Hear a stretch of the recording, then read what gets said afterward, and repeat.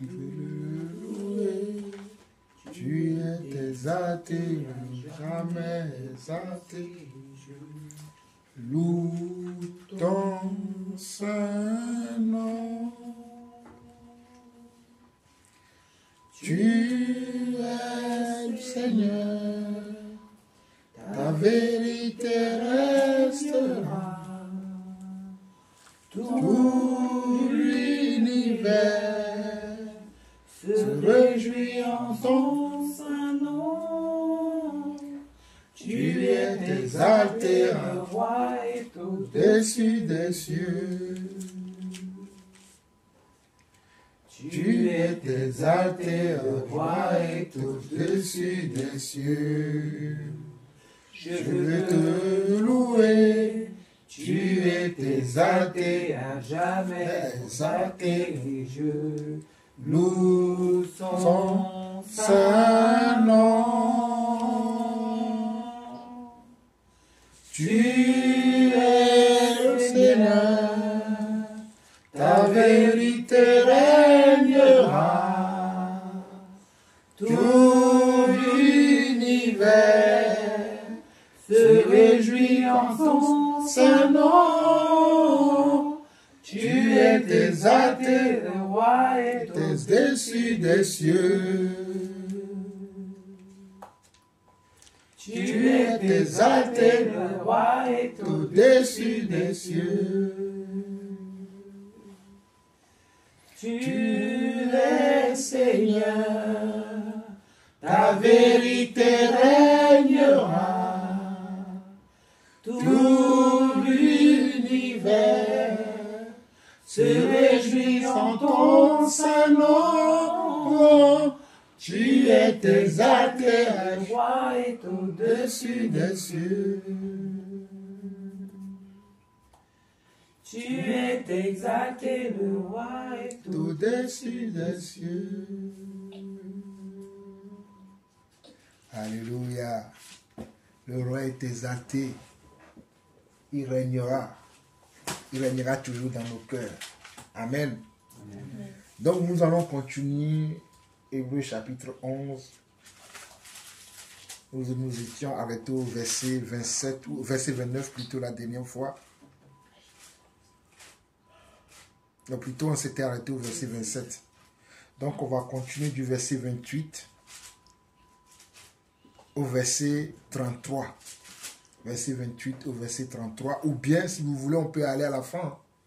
Parce que ce qui reste c'est que la Bible les appelle les héros de la foi.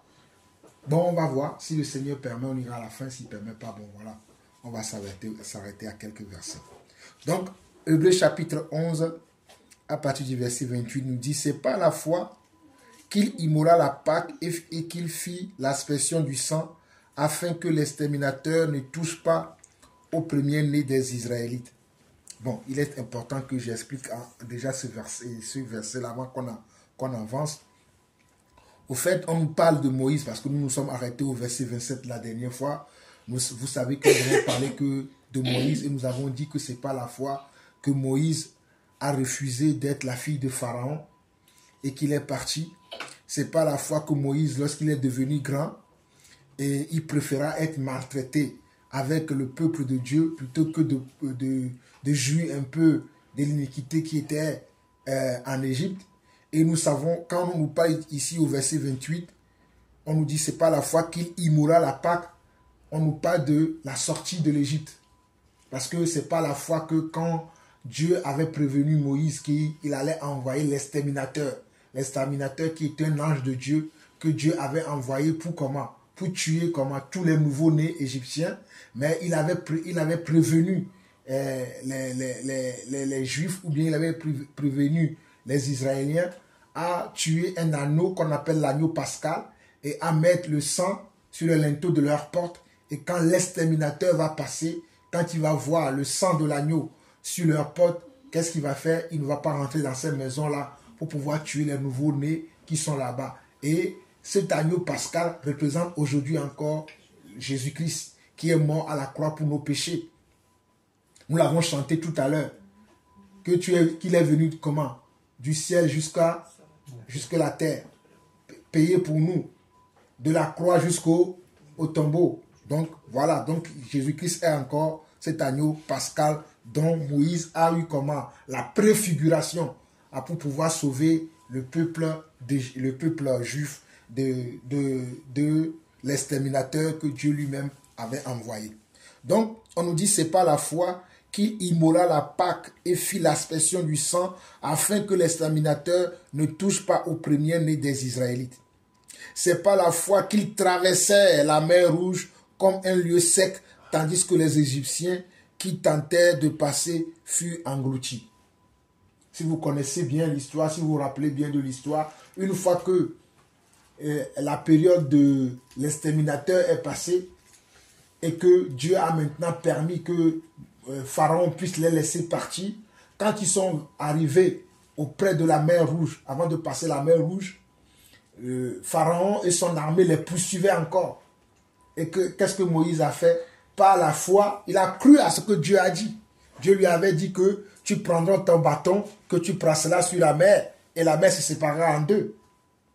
Et c'est ce qu'il a fait. Par la foi, il a fait. Comment est-ce qu'un bâton peut séparer une mer? Il faut avoir la foi pour faire ça. Non, est-ce que nous sommes conscients de ça? Des fois, on regarde ce film, mais on ne voit pas la puissance de Dieu dans ça.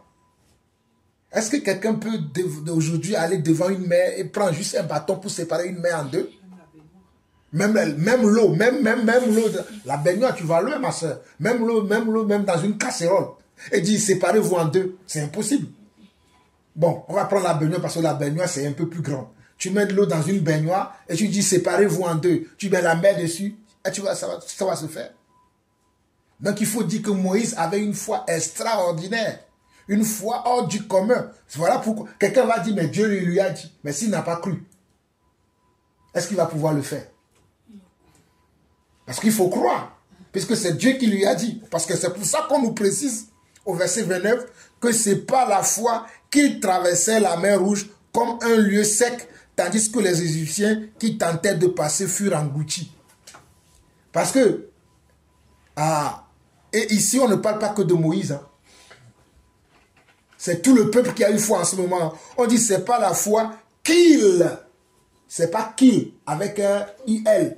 Qu'il, ça veut dire Moïse y compris le peuple. Parce que le peuple, que ce soit Moïse et le peuple, ils ont été comment? Ils ont été touchés par le miracle que Dieu a fait en séparant la mer en deux.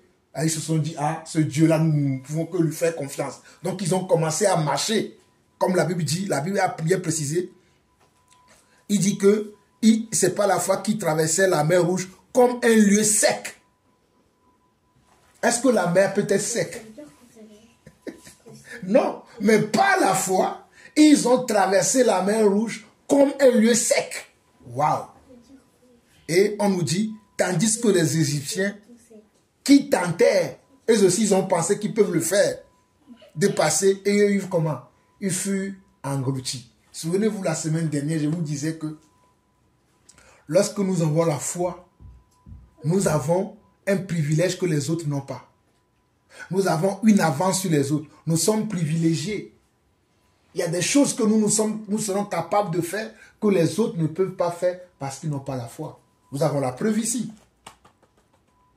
Ça, c'est une preuve palpable de ce message-là, court message-là que j'ai dit que lorsque quelqu'un a la foi, il peut être au courant d'une information que toi, tu n'as pas. Tu vas dire, mais il exagère. Ah, mais non. C'est parce que lui, il a la foi et que comme il a la foi, Dieu lui parle. Dieu lui montre certaines choses. Dieu lui donne une certaine capacité que toi, tu n'as pas. Tu peux l'en vouloir, mais ce n'est pas de sa faute. D'ailleurs, il est écrit dans le livre de Romains que cela ne dépend pas ni de celui qui veut, ni de celui qui court. Mais ça dépend de celui qui fait grâce.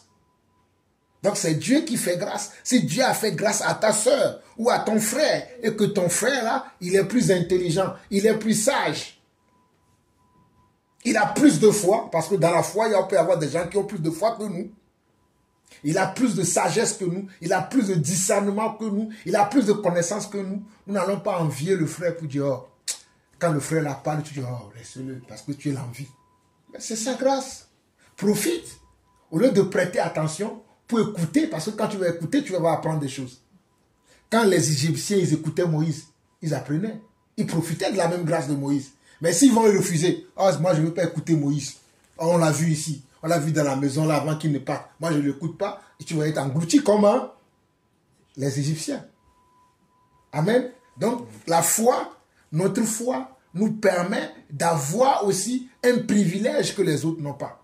D'avoir une certaine maturité que les autres n'ont pas. Une certaine aisance en faisant les choses. Quand le peuple d'Israël faisait ça, les Égyptiens se sont dit, ah, ils marchent par la mer, nous aussi nous allons marcher par la mer. Mais ils n'ont pas la foi.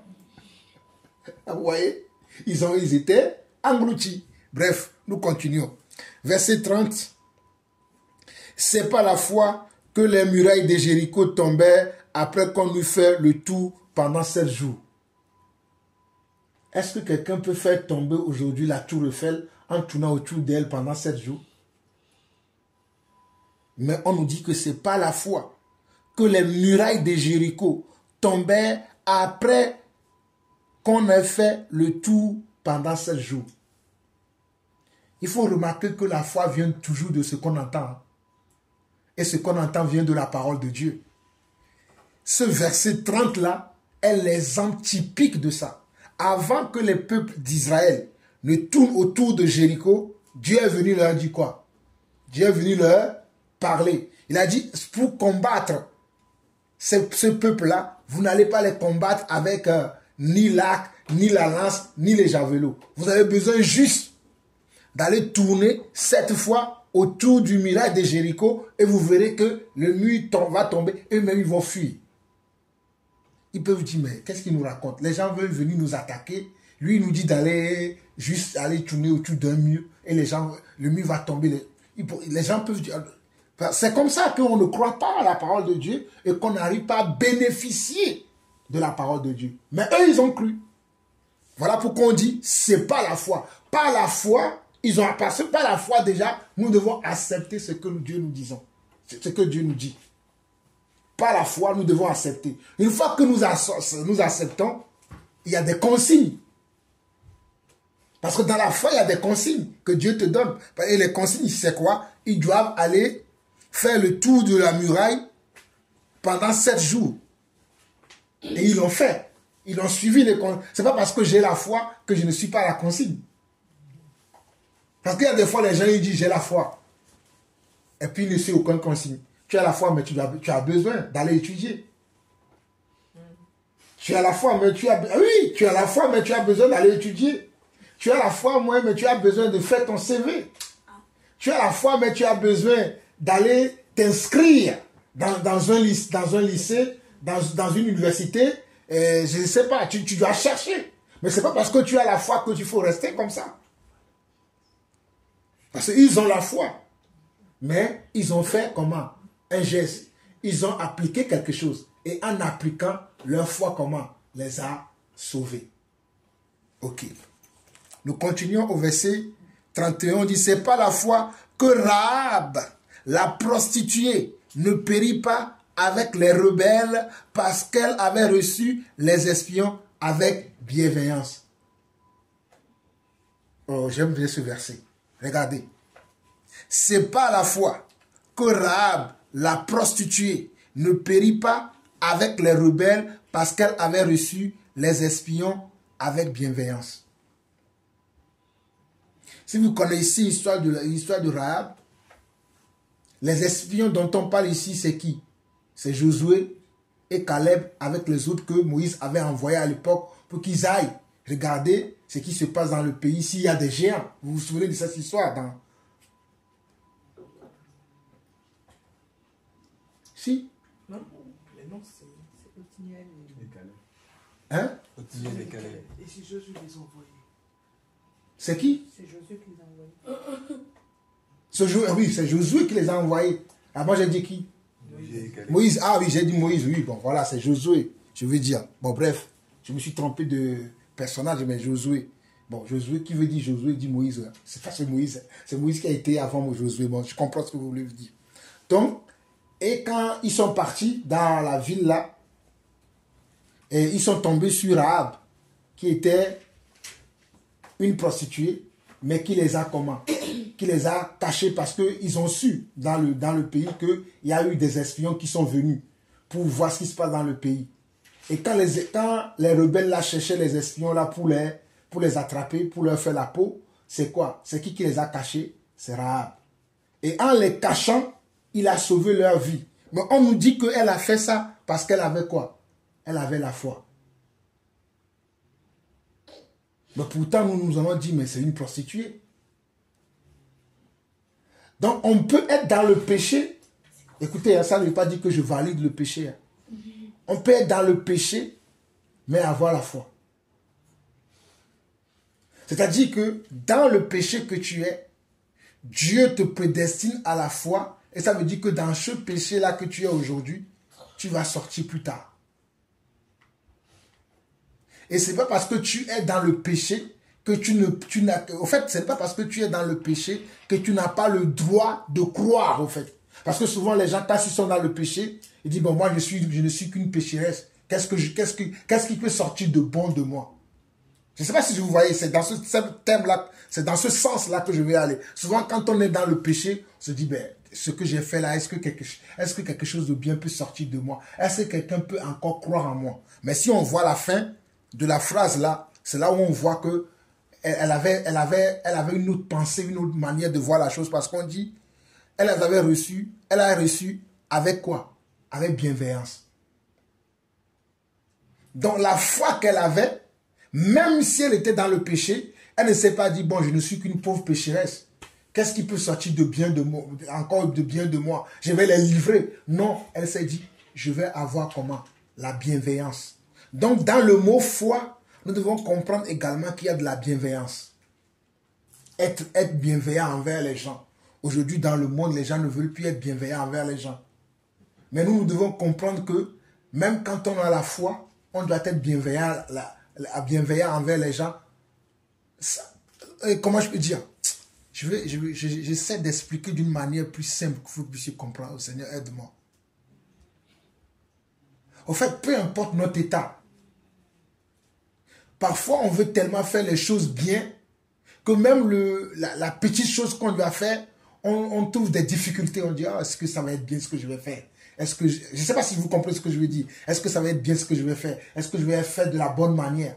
Mais non. Toi, sois toujours comment? Aie toujours un cœur bien disposé. Que ton objectif soit toujours que je vais faire bien. Je vais utiliser toutes mes capacités, toute ma force, tout ce que je sais, l'appliquer dans cette situation en fonction de la situation dans laquelle tu te trouves, hein, en fonction de l'épreuve que tu traverses. Ben, ne te dis pas parce que, bon, au fait, moi, j'ai menti hier. Comme j'ai menti hier, est-ce que si je suis bienveillant encore aujourd'hui, qu'est-ce que ça peut apporter de bon? J'ai déjà menti hier. Mais ce que la Bible dit que celui qui nous accuse, c'est qui? C'est le diable qui est l'accusateur des frères. C'est vrai. Tu as péché hier. Mais hier, c'est hier. Aujourd'hui aussi, c'est aujourd'hui. Tu peux te racheter. Voilà pourquoi la Bible dit, surmonter le mal par le bien. Et autant que cela se peut, faisons du bien. Donc, il est bien vrai que hier, tu n'étais pas bien. Tu as mal agi. Tu as fait quelque chose que tu as regretté, que tu ne voulais pas faire, mais malheureusement, tu l'as fait. Mais aujourd'hui, c'est un nouveau jour. Dis-toi que tu ne vas pas tomber aujourd'hui. Dis-toi qu'aujourd'hui, je vais mieux faire. Dis-toi qu'aujourd'hui, je vais me rattraper parce que le Seigneur me donne une seconde chance. Tant que j'ai encore le souffle de vie, j'ai encore une seconde chance pour me rattraper. Je ne vais pas céder au mal qui m'attire, mais je vais aller au bien que je n'arrive pas à faire. Mais que j'ai, quand même que je reconnais, que je sais que ça c'est du bien. Je peux le faire. Je ne veux pas laisser le mal me dominer. Voilà pourquoi la Bible nous dit dans 1 Thessaloniciens 5, il nous dit, examinez toutes choses. Examinez toutes choses et retenez comment ce qui est bien. On dit examinez les prophéties, abstenez-vous de toute espèce de mal et retenez ce qui est bien. Donc c'est à nous de pouvoir juger en fonction de notre état, qu'est-ce que nous pouvons faire dans cette situation et d'avoir toujours comment, comme Rahab ici, la bienveillance. Et on nous dit c'est clair le verset. On dit, c'est pas la foi que Rahab, la prostituée, ne périt pas avec les rebelles parce qu'elle reçut les espions avec bienveillance. Donc, quand on a la foi, on doit agir aussi avec bienveillance. Ce n'est pas parce que tu as de la foi que tu dois être orgueilleux envers les gens. Parce qu'il y a des gens, ils sont à la foi, ils ne calculent plus les autres. Moi, j'ai la foi. Mais tu ne vas pas vivre tout seul. Tu vis dans un monde où ta vie dépend des autres. Mais si tu ne penses qu'à toi, il faut penser aux autres. C'est parce que Rahab, ici, elle a pensé à ces espions-là qui sont rentrés chez elle et qu'elle a caché. Elle a eu de la bienveillance avec eux. Si c'est nous, bon, on va te cacher ici, mais quand les gens vont arriver, venez, ils sont là, je les ai mis là, venez les attraper. Non. Il faut qu'on ait de la bienveillance. On continue. Verset 32. Et que dirais-je encore là? On rentre. Bon, on va aller jusqu'à la fin, parce que ce qui nous reste là, on va nous parler que des euros. On ne va pas s'arrêter au verset 6 aujourd'hui. On va aller pour qu'on puisse finir tout le chapitre 11 aujourd'hui. On nous dit, et que dirais-je encore? Car le temps me manquerait pour parler de Gédéon. Si on parle de Gédéon, qu'est-ce que Gédéon a fait? Pour parler de Barak, qu'est-ce que Barak a fait? Pour parler de Samson, qu'est-ce que Samson a fait? Pour parler de Jephthé, qu'est-ce que Jephthé a fait? Pour parler de David, qu'est-ce que David a fait? Pour parler de Samuel et des prophètes. Même Samuel est cité parmi les héros de la foi. Mais quelqu'un pourrait dire que Samuel, qu'est-ce que lui il a fait de concret? Parce que Samuel n'a pas fait en soi, Samuel n'a pas fait de miracle, n'a pas fait de grandes choses. Il a été juste un prophète qui annonçait les choses de Dieu. Mais on nous dit que ce n'est pas la foi qui a fait ça. Parce que les gens aujourd'hui, ils pensent que la foi, c'est juste faire des prodiges, faire des signes, faire des miracles. Mais la foi aussi, c'est juste accompagner. Parce que Samuel, il était un prophète, il a accompagné. Il a accompagné qui? Il a accompagné Saül et Samuel et David. Il les a accompagnés les deux. C'est juste ce qu'il a fait. Quelqu'un peut dire, mais ce n'est pas glorieux ce qu'il a fait. Parce qu'il n'a pas fait. Parce que quand on va voir les autres personnes de la foi, ils ont fait des choses extraordinaires. Même dans même Samson, parce que même les personnages qui sont cités ici, là, Samson, c'est que Samson, même Gédéon, ce que Gédéon aussi a fait, c'est extraordinaire. Mais quand on cite Samuel dedans, quelqu'un va dire, lui n'a pas sa place ici. Mais la Bible dit que Samuel a sa place ici. Parce que Samuel a accompagné avec sa foi. Donc ce n'est pas la foi qu'il a accompagné ses serviteurs de Dieu, ses rois, c'est-à-dire le roi Saül et le roi David. Donc c'est important aussi, comprenons que par la foi, ce n'est pas que des prodiges. Ne voyons pas que quand on a la foi, voilà pourquoi, excusez-moi, je vais vous dire ça parce que c'est important. Voilà pourquoi nous ne devons pas être, est-ce que je peux vous dire ça? Oui, je dois vous dire ça. Nous ne devons pas être stressés si peut-être on ne fait pas de miracle. Ça ne veut pas dire qu'on n'a pas de foi. Puisque Samuel n'a pas fait un miracle. Mais la Bible le cite dans les personnages de la foi. Ça ne veut pas dire que tu ne feras jamais. Quand je dis de miracle, je parle de prodiges. Hein. Je parle de grands miracles qui impactent vraiment les gens. Ça dit tu ressuscites un mort. Tu vois, tu guéris un malade. Mais Samuel n'a pas guéri un malade. Mais il est cité ici. Tu vois? Donc, ne soyons pas frustrés. C'est le thème que je vais employer. Ne soyons pas frustrés parce que nous ne faisons pas des miracles comme certains personnages bibliques qui ont fait des grands miracles. Mais c'est parce que nous aussi, nous serons cités parmi les personnes qui ont agi avec la foi. Parce que la foi a plusieurs degrés. La foi a plusieurs niveaux. La foi a plusieurs dimensions. Peut-être toi, la dimension que Dieu t'a donnée, c'est juste la dimension d'accompagnement.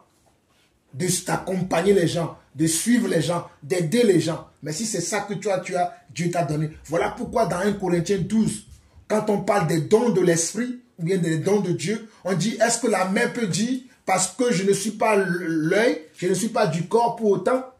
Est-ce que les oreilles peuvent dire, parce que je ne suis pas les yeux, je ne suis pas du corps pour autant? Mais ensemble, quand on regarde la tête jusqu'aux pieds, les yeux ont comment? Ont leur mission. Le nez a comment? À sa mission. L'oreille a sa mission. Le pied a sa mission. Le ventre a sa mission. La main, chacun a sa mission dans le corps. Mais le corps ensemble travaille ensemble. Peut-être la pensée va recevoir comment? L'information. Il va le transmettre comment? Au cœur. Le cœur va faire que le sentiment va naître dans le corps et le corps va commencer par bouger, il va faire l'action.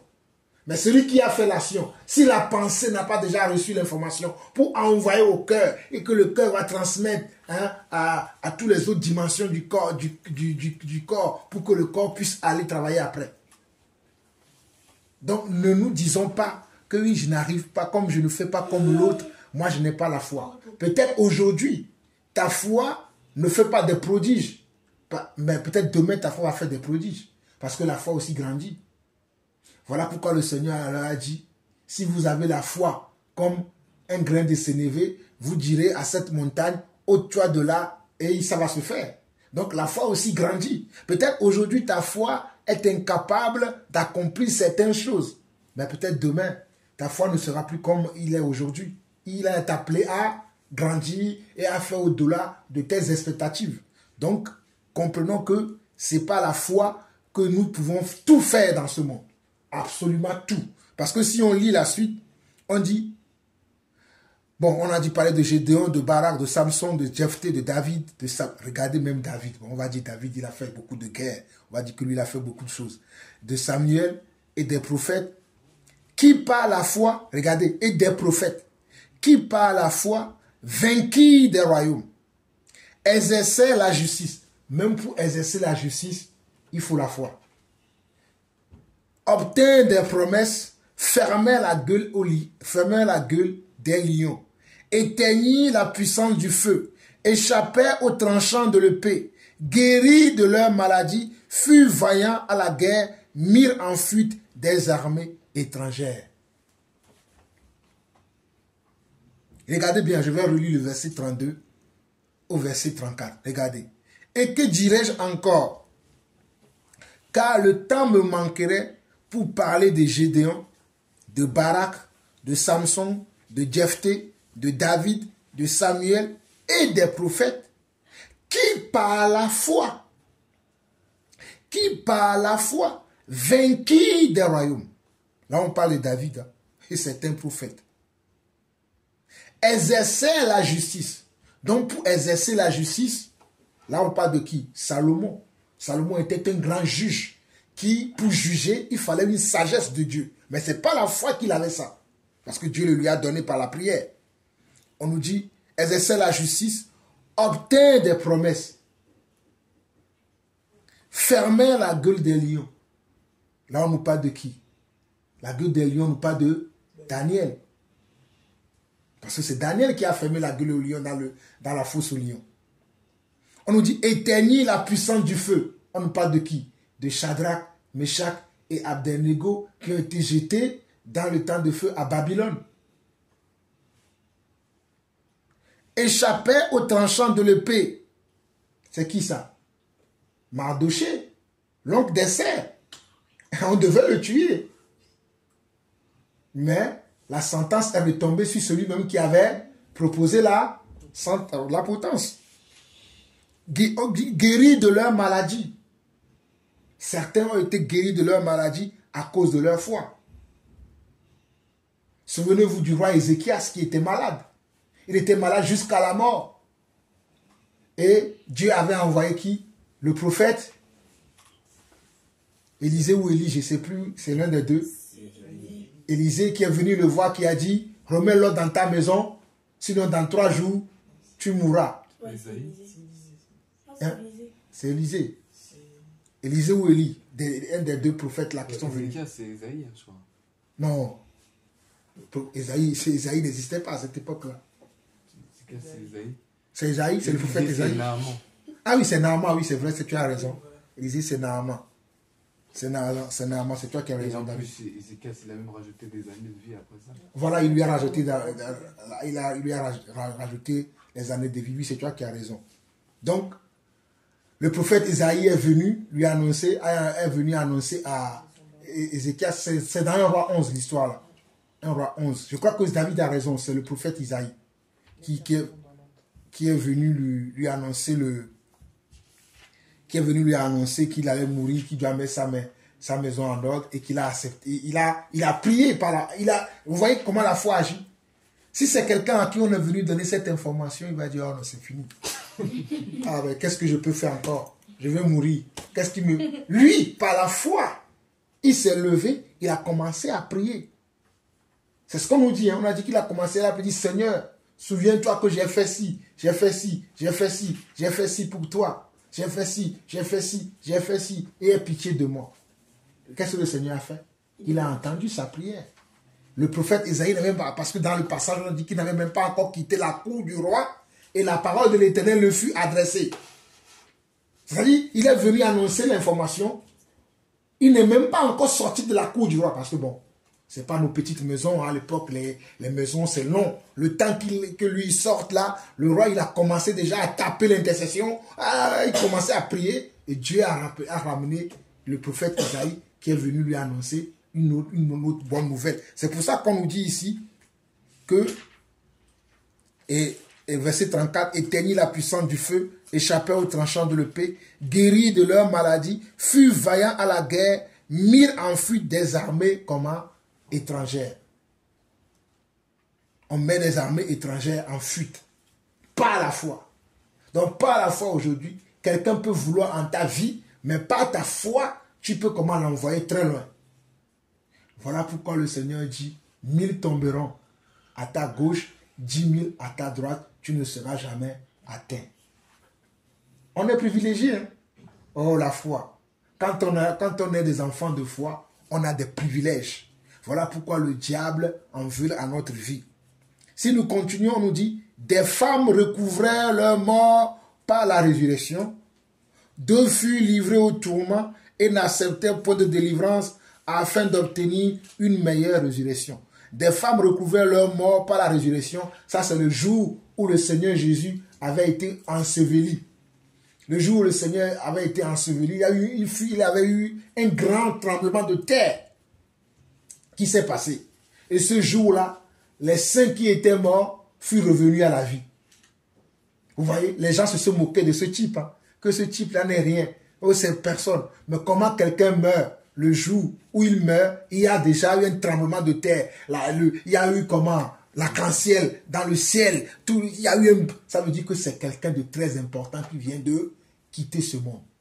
Voilà pourquoi il y a eu tous ces signes-là. Et certains morts, à cause de la foi de cet homme, à cause de de la prestance, de la qualité, de de l'aura de cet homme, certains ont ressuscité. Ils recouvraient la vue. Et ils recouvraient la vie plutôt. On nous dit des femmes recouvraient leur mort par la résurrection. Ce n'est pas les femmes. C'est les femmes qui recouvraient leur mort. C'est-à-dire des femmes qui retrouvent leur mari qui était mort. Peut-être le jour là, s'il y avait une femme qui était veuve, elle ne devenait plus veuve parce que son mari revient à la vie et il repart à la maison. Il dit, hé, Jacques, viens voir à la maison, Jacques. Oh, Jacques, je suis content de te revoir. Vous imaginez la scène? C'est beau, hein? Oh, c'est un privilège. Il dit, d'autres furent livrés au tourment et n'acceptèrent point de délivrance afin d'obtenir une meilleure résurrection. C'est ce que je vous disais la dernière fois. Que par la foi aussi, ce n'est pas que des grandes choses, des belles choses qu'on va vivre. Des fois, on va vivre comment? On va vivre la honte. On va vivre l'ignominie. On va vivre l'échec. Mais ce n'est pas un échec. Parce que cet échec-là a pour un but une meilleure résurrection. Ce n'est pas moi qui le dis, le verset le dit. Hein. On dit d'autres furent livrés au tourment et n'acceptèrent point. C'est eux qui ont décidé de ne pas recevoir une délivrance parce qu'ils veulent obtenir une meilleure résurrection. Vous allez me dire comment ils n'acceptèrent point. C'est-à-dire on leur dit, c'est un exemple là, réunis ton Dieu, on va te donner la vie. Est-ce que tu vas faire ça? Supposons qu'aujourd'hui, on t'attrape, on te met sur la tempe un fusil. On dit réunis ton Dieu et on ne te tirera pas dessus. Mais si tu dis toujours que tu crois en Jésus-Christ, on va te tirer dessus. Est-ce que tu vas accepter où tu vas laisser qu'on te tire dessus.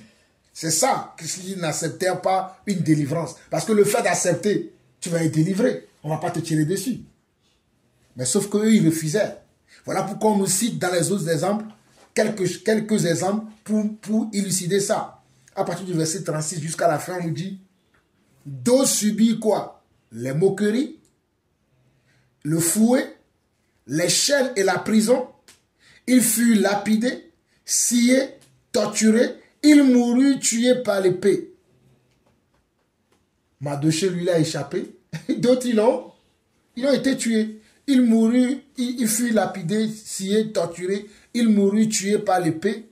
Et ils allaient ça et là, vêtus de peau de brebis et de peau de chèvre, dénudés de tout, persécutés, maltraités. Eux dont le monde n'était pas digne, errant dans les déserts et les montagnes, dans les cavernes et les antres de la terre. Tout cela, à la foi duquel il a été rendu témoignage, n'ont pas obtenu ce qui leur était promis. Dieu ayant en vue quelque chose de meilleur pour nous, afin qu'ils ne parviennent pas sans nous à la perfection. On a fini au verset 40. Mais nous voyons bien par là que par la foi, on peut subir comment? La moquerie. Par la foi, on peut être dans les prisons, on peut être dans les chaînes. Nous avons vu la dernière fois, on a parlé de Paul et Silas. C'est à cause de leur foi qu'ils ont été emmenés en prison. Mais sauf que la fin de leur histoire est bien. Dieu est venu encore les délivrer de cette prison-là. Par contre, Étienne, lui, dans Actes chapitre 7, quand il avait été arrêté, il a été lapidé. Jacques a été éventré avec l'épée. Jacques l'apôtre. Actes chapitre 4, vous allez voir. Jacques l'apôtre, Jacques, lui, on l'a scié par l'épée. À cause de quoi? À cause de sa foi. Donc par la foi, on peut avoir aussi comment? Des problèmes.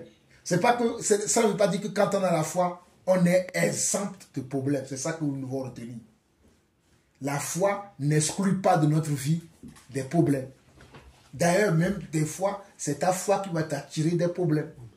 Parce que quand tu as la foi, tu vas te positionner selon ta foi. Et puisque tu vas te positionner selon ta foi, cette foi par laquelle tu te positionnes va te ramener maintenant des problèmes.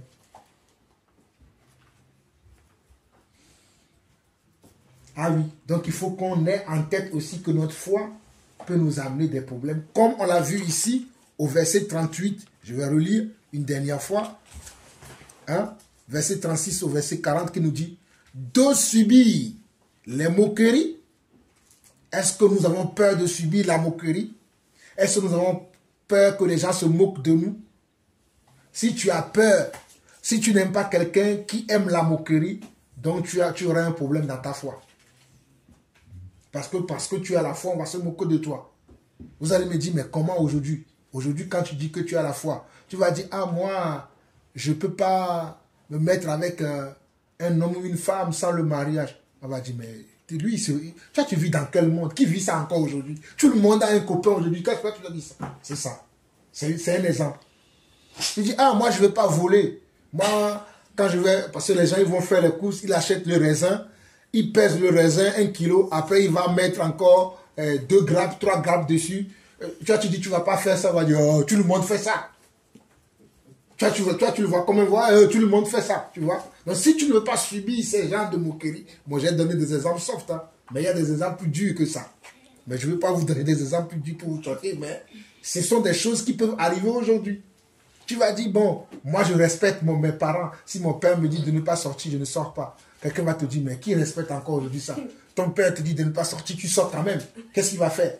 Si tu vas à la police, tu dis que mon père me tape. Vous voyez? Vous riez, mais c'est la vérité. Donc on dit, verset 36, d'autres subirent les moqueries et le fouet, les chaînes et la prison. Il fut lapidé, scié, torturé, il mourut, tué par l'épée. Ils allaient, ça et là, vêtus de peau de brebis et de peau de chèvre, dénudés de tout, persécutés, maltraités, eux dont le monde n'était pas digne, errant dans les déserts et les montagnes dans les cavernes et dans les andes de la terre. Vous qui aimez toujours avoir les belles choses de la vie là. Parfois, vous n'aurez pas l'occasion d'avoir les belles choses de la vie. Regardez les gens qui avaient des maisons, ils ont quitté leur maison pour aller vivre maintenant dans les andes de la terre, pour aller vivre dans les grottes. Est-ce que vous êtes prêts aujourd'hui, si on veut nous chasser de notre maison ici, pour aller vivre dans les grottes, vous êtes prêts pour aller avec moi? Des fois, juste on dit que vous allez encore manger du riz. Encore du riz? Encore des pâtes? Vous rigolez. Mais toutes ces choses-là, ce sont des formations que nous devons avoir. Parce qu'il va y avoir un temps, les choses comme ça vont se passer sur la terre. Hein, où à cause de votre foi, vous serez persécutés, pourchassés de ville en ville. Souvenez-vous de la première église, à l'époque de l'apôtre Paul. Nous, aujourd'hui, notre époque, là, on vit bien. Hein? On prie, on chante, on loue. Souvenez-vous de l'époque, là. Si on savait qu'il y avait une église dans cette maison-là, attendez, on va vous faire la peau. On va vous pourchasser. Dans certains pays, ce que je dis là, dans certains pays, là, ça existe. Les gens, ils se cachent pour prier. Ils se cachent pour lire la Bible. Mais nous, on n'est pas encore à ce niveau-là. Profitons de cette grâce que nous avons. Mais dans certains pays aujourd'hui, les gens se cachent même pour lire la Bible. Les gens se cachent pour parler de Dieu. Les gens se cachent pour témoigner de leur foi, pour témoigner de leur vie. Mais nous ne sommes pas à ce niveau. Et nous sommes là. Nous ne voyons pas que Dieu nous a fait une grâce. Fait une grâce particulière de cette vie que nous avons, le fait que nous pouvons partager la parole, le fait que nous pouvons prier ensemble, que nous pouvons chanter ensemble. C'est une grâce que nous avons. C'est un privilège que nous avons. Parfois, ce privilège peut être menacé. Comme je parlais de certains pays. Mais nous, ce n'est pas encore arrivé. Mais qui sait? Peut-être demain, ça va arriver. Mais sommes-nous prêts à être privés de prier? Sommes-nous prêts à être privés de parler de notre Dieu? Souviens-toi, David, une fois, j'ai été arrêté à la gare de Vilcoukouron. En train de prêcher la parole, ce jour-là, les gens se moquaient de moi. Oh, Baliverne, tu vois. Oh, qui t'a dit de venir ici? C'est de la moquerie. Même la police, ils sont venus me dire, hey, monsieur, vous n'avez pas le droit de faire ça. C'est aussi une forme de persécution. Mais est-ce que cela m'a arrêté dans mon amour pour Dieu? Est-ce que cela m'a arrêté dans ma foi? Mais non. Mais il y a des gens, ils vont s'arrêter. Ah Seigneur, c'est pour toi que je fais ça, mais regarde ce qui m'arrive. Ah, tu as dit que à 1000 tomberont à ma gauche, 10 000 à ma droite, je ne serai pas atteint. Mais là, on m'a atteint. Là, on s'est moqué de moi. Vous voyez?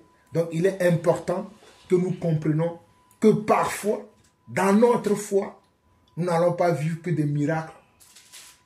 Nous n'allons pas vivre que des prodiges. Mais nous allons vivre aussi la moquerie. Nous allons vivre aussi le fouet. On peut même nous taper à cause de notre foi. Nous allons vivre les chaînes et être en prison. Comme on a vu Pierre, il a été en prison. Mais bon, Pierre, lui, il a été délivré après le Seigneur est venu ouvrir la prison, comme Paul et Silas. Mais certains, ils sont restés en prison jusqu'à ce qu'ils sont morts en prison. Même Joseph, il a été prisonnier. C'est grâce à Dieu que Dieu l'a fait sortir de la prison aussi. Donc, ta foi peut t'amener à un endroit. Qu'est-ce que tu en sais? Peut-être dans la prison là que tu vas aller, il y a quelqu'un qui t'attend là-bas, que tu vas encourager, que tu vas enseigner. Qu'est-ce que tu en sais? Donc, nous avons un parcours dont nous n'avons pas là où notre parcours peut nous amener. Dieu seul sait. Si ce parcours-là, là, il nous amène. C'est lui seul qui sait. Peut-être aujourd'hui, tu es dans un endroit, tout va bien. Tout le monde t'acclame. Quand tu parles, tout le monde dit Amen. Mais tu vas arriver dans un endroit, tu vas parler, personne ne va dire Amen. Est-ce que tu vas te remettre en question? Ah, pourquoi tout le monde ne dit plus? Pourquoi subitement personne ne dit plus Amen à ce que je dis? Pourquoi subitement personne ne me regarde? Pourquoi subitement personne n'écoute ce que je dis? Pourtant, ce que tu dis, tu es convaincu que c'est la vérité. D'ailleurs, tu donnes des preuves de ce que tu dis. Mais tout le monde ne te calcule comme Joseph. Ses frères ne le calculaient pas. Mais lui, est-ce que ça l'a dissuadé à croire en Dieu? Donc nous devons continuer. Peu importe ce qui nous arrive, peu importe les obstacles, peu importe les épreuves de la vie, peu importe la manipulation. Parce qu'aujourd'hui, les gens sont beaucoup manipulés, je vous assure. Hein. Aujourd'hui, les deux méthodes que le diable utilise pour mettre en prison à ciel ouvert les chrétiens, c'est la manipulation. C'est-à-dire, il va utiliser quelqu'un qui va te manipuler, qui va te dire, oh, tu sais, moi, même si je ne prie pas, tout va bien dans ma vie, donc je ne vois pas l'importance de prier. Donc tu vas dire, ah, s'il dit ça, c'est vrai, je ne vais plus prier. Puisque lui ne prie pas, tout fonctionne bien dans sa vie. C'est une manipulation, c'est un mensonge du diable. Est-ce que tu vas écouter ça? Oh, tu sais, oh, moi, je n'ai pas prié, mais Dieu m'a fait grâce, j'ai un bon travail, je gagne 10 000 € par mois. Tu vois, si tu vas dire, ah, c'est pas intéressant si je prie. Quelle est la différence entre lui et moi? Ben, n'oublions pas que le diable fait des miracles et Dieu aussi fait des miracles. Nous avons eu la preuve avec Moïse chez Pharaon. Quand Moïse avait jeté son bâton, c'est devenu un serpent. Les magiciens de Pharaon aussi ont jeté leur bâton, c'est devenu un serpent. Sauf que le bâton de Moïse les a tous mangés. Donc, comme je l'ai dit tout à l'heure, ça ne dépend pas de ce que vous voyez.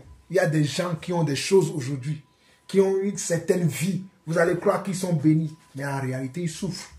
Mais ils ne vous disent pas la vérité, ils veulent vous manipuler. Et eux, ils vous envient même. Donc, comme ils veulent vous manipuler, pour que vous soyez comme eux, ils vont venir raconter une histoire comme ça. Tu vas dire, ah, finalement, moi, je fais trop d'efforts. Hein. Je n'ai plus besoin de faire tous ces efforts-là. Non. Continue. Voilà pourquoi la Bible dit, celui qui persévérera jusqu'à la fin. On doit persévérer dans notre foi. On doit persévérer dans notre communion avec Dieu. On doit persévérer dans notre démarche avec Dieu. On doit persévérer dans notre démarche de la recherche toujours de ce que Dieu veut pour nous. Peut-être aujourd'hui, Dieu veut A et B pour toi. Demain, peut-être Dieu voudra C, D, E, F, G. Mais si tu as, parce que tu as A, B aujourd'hui, tu dis, non, mais attends, Dieu m'a utilisé déjà. J'ai fait des choses avec A et B. Donc c'est bon. Je suis déjà arrivé. Non. Il faut toujours rester dans l'expectative que le meilleur reste à venir, que Dieu peut faire encore beaucoup de choses avec moi et que je dois toujours chercher la face du Seigneur. Ne pas laisser se manipuler. Souvenez-vous, il y a beaucoup d'histoires dans la Bible où les gens se sont laissés manipuler. Hein. Oui, voilà, Emmanuel lui dit là-bas, Samson. Malgré sa force, il a trouvé une femme qu'il a essayé de le séduire. Voilà, là, ce n'est pas la manipulation, lui, il a utilisé la séduction. Parce qu'aujourd'hui, c'est la même chose. Oui, c'est la même chose. Aujourd'hui, on utilise la séduction et la manipulation pour nous avoir. Et comme il a été séduit, le secret qu'il devait garder pour lui, qu'il ne doit dire à personne, il va le dire à cette femme-là. Vous voyez? Souvenez-vous d'Adonijah, non? Que quand il est devenu roi, au lieu d'écouter, Roboam plutôt, quand il devait écouter les conseils des vieux, des anciens qui devaient lui donner les vrais conseils, qui connaissent le peuple, qui devaient lui dire comment il doit faire pour gérer le peuple, qu'est-ce qu'il fait? Il va écouter ses amis. Et il va rejeter les conseils des anciens. Et qu'est-ce que cela va lui coûter? Voilà. Donc, ne seront pas des personnes, ça c'est quoi? Ne seront pas des personnes, amen, vous avez trouvé le mot, ne seront pas des personnes influençables. Cela ne veut pas dire que nous n'écoutons pas les gens. Nous devons écouter les gens, nous devons écouter les conseils, mais nous devons analyser. Pour voir est-ce que le conseil là que la personne me donne là, est-ce que ce conseil là correspond à ma situation? Est-ce que ce conseil là, est-ce que ça sied à ma situation? Est-ce que je peux l'appliquer à ma situation? Sinon, on va tomber dans le piège de Roboam. Au lieu d'écouter le conseil des vieux, il a écouté les conseils de ses potes comme aujourd'hui.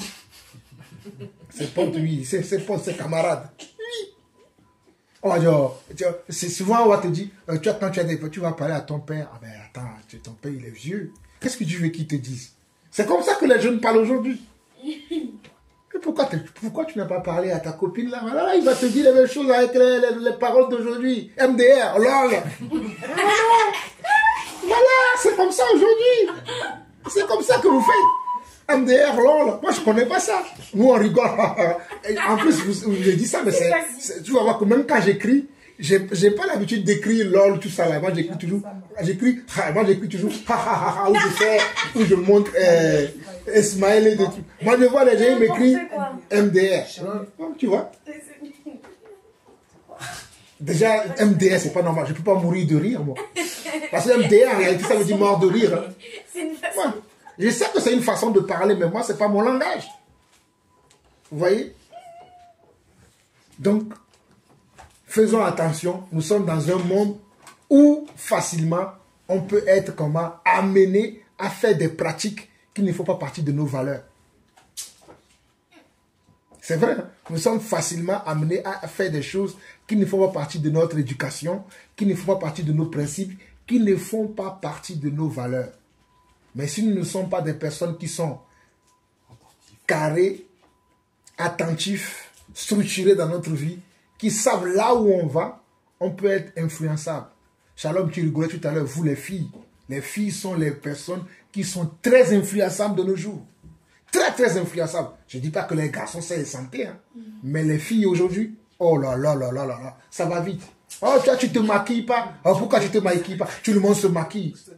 Mais si toi, tu veux te maquiller, maquille-toi. Moi, je ne suis pas intéressé. Oh, toi, tu ne mets pas de faux cheveux. Ben, les faux cheveux, tout le monde le met. Pourquoi toi, tu ne mets pas? Mais parce que moi, je ne mets pas. Mais si tu n'es pas assez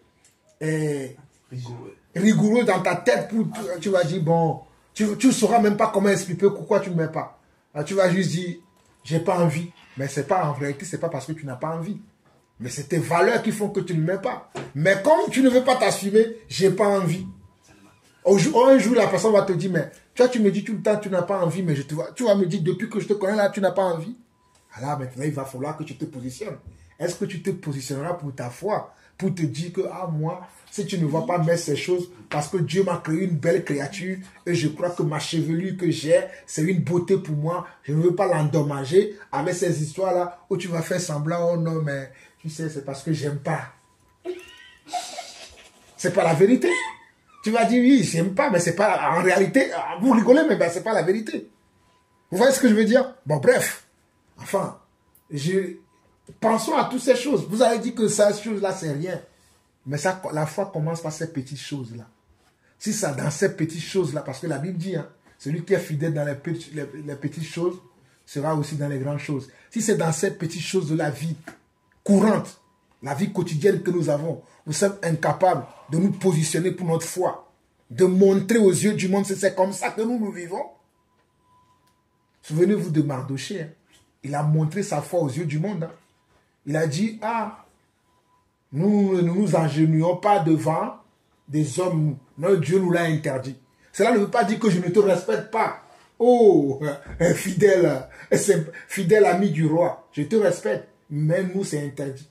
On ne peut pas le faire. C'est la même chose que Shadrach, Meshach et Abednego, ils ont fait. Oh, roi, Nebuchadnezzar, on t'aime bien. Hein?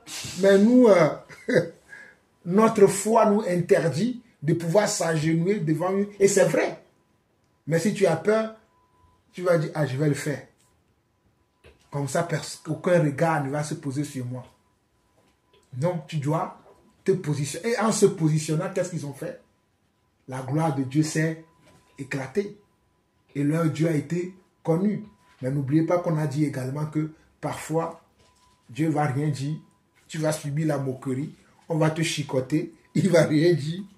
Est-ce que tu vas rentrer près Dieu et dire, Seigneur, pourquoi tu n'as pas fait un miracle comme tu as fait pour Daniel dans la fosse au lion?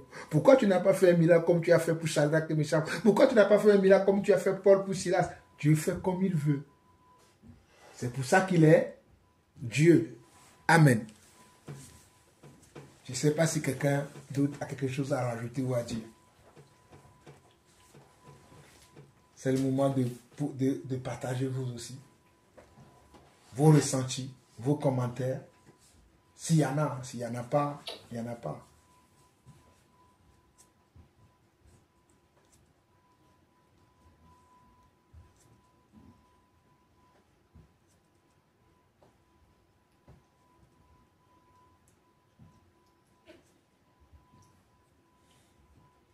Il n'y a rien.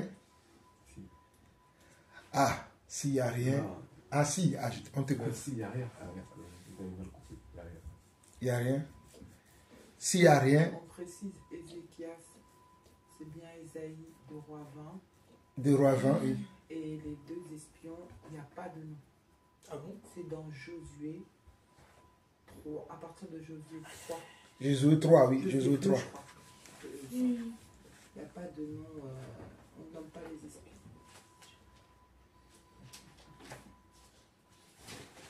On ne nomme pas les espions.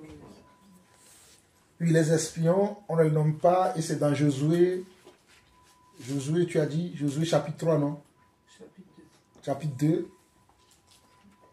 Non, c'est pas. C'est 5. Ézéchias, on avait déjà dit que c'est le roi, C'est pas la même Bible. c'est le prophète Ésaïe. Une Bah, fois c'est sur pas- les- Non, c'est juste qu'on précise pour les gens qui nous suivent en ligne, C'est pas les mêmes phrases. les gens qui vont écouter l'enseignement plus tard, qu'on a cité des passages qui ne sont pas Ah, c'est pas ça. corrects. C'est pour ça qu'on fait ça. C'est pas la même logique.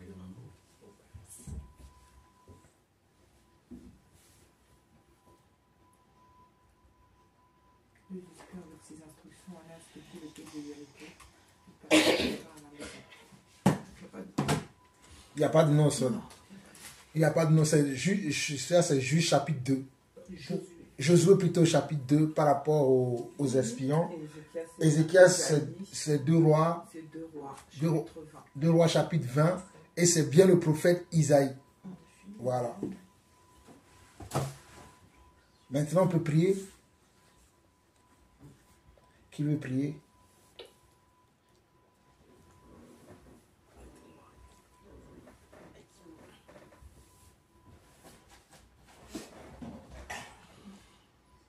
Béni sois-tu, éternel, mon Dieu, mon roi. Seigneur, nous te remercions pour ce temps que nous avons passé ensemble, ta parole qui a été libérée, Seigneur. Nous savons que quand tu envoies ta parole, quel que soit là où nous sommes, quel que soit l'âge que nous avons, quel que soit qui nous sommes, elle agit toujours, Seigneur. Merci de permettre à ce qu'elle tombe dans un terrain favorable qui portera du fruit au temps convenable. Qu'elle puisse nous aider à nous rapprocher de ton cœur, nous rapprocher de ta volonté, de ta vérité. Merci Père pour tout ce que nous avons entendu. Permets-nous de demeurer dans la foi, dans ta parole qui est la seule et unique vérité. Qu'elle puisse faire grandir la foi en nous. Que nous puissions, Seigneur Dieu, ne pas abandonner, car tu dis que quand tu reviendras, trouveras-tu la foi. Amen. Que nous puissions demeurer dans la foi afin de garder et conserver notre salut. Et que le jour où nous nous retrouverons devant toi, nous n'ayons pas à rougir, Seigneur Dieu. Merci Père pour ta parole. Merci pour ce que tu es, pour ce que tu fais. Merci pour ton Saint-Esprit que tu nous as laissé. Car c'est lui qui nous convainc de péché, de jugement, de justice. C'est lui qui nous éclaire, c'est lui qui nous enseigne, c'est lui qui nous conduit dans toute la vérité. Et que tout soit pour la gloire de ton Saint-Nom, Seigneur. C'est au nom de Yeshua, ma chère, j'ai prié. Amen. Amen.